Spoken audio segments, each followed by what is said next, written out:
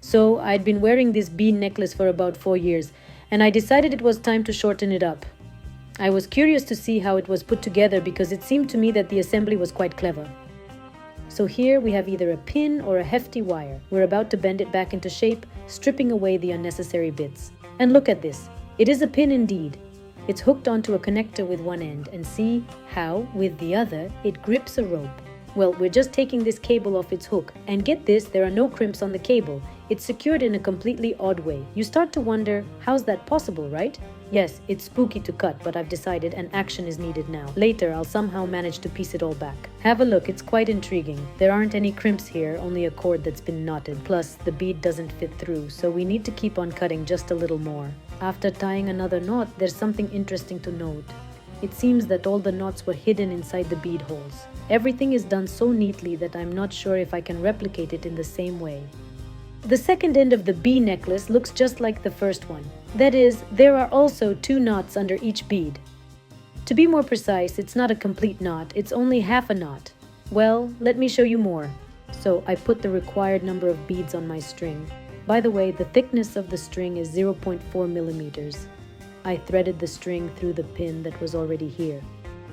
Alright. Now I'm threading the string through the first bead and tightening it so that it wraps tightly around the pin. At this moment, I'm not exactly tying a classic knot. In fact, it isn't really a standard type of knot, it's more along the lines of an overhand knot. Then I pull it as near to the bead as is feasibly possible. Here's what should be achieved. At this time, carefully thread the rope through the next plank and the following bead, and we're tying the next half hitch. Or it's a half knot? I don't know the proper term for it. Once again, the cord is tightening up right under the small bead. I made 2 knots, just like the Chinese craftsman did. For better reliability, you might want to craft a few more.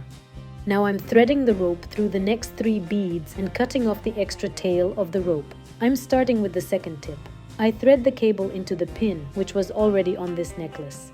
Then I thread the cable through the first bead, and I pull all the cable out to the maximum so that all the beads close up. Alright, let's check that the jewelry is not too tight, no gaps between beads, and if it's all good, we start tying the loop. The loop. Oh, so that's a loop. Wow, finally got it.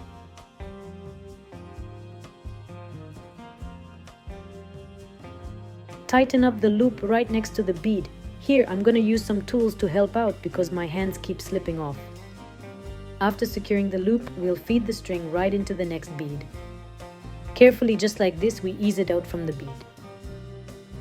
And now, right here, we're going to pull the loop tight, right up against the bead.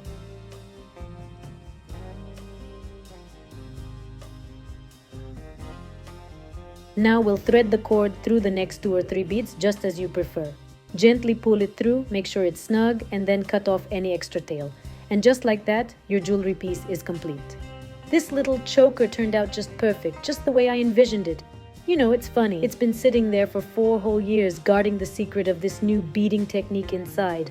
If I'd only known, I surely would have unveiled its secrets much sooner.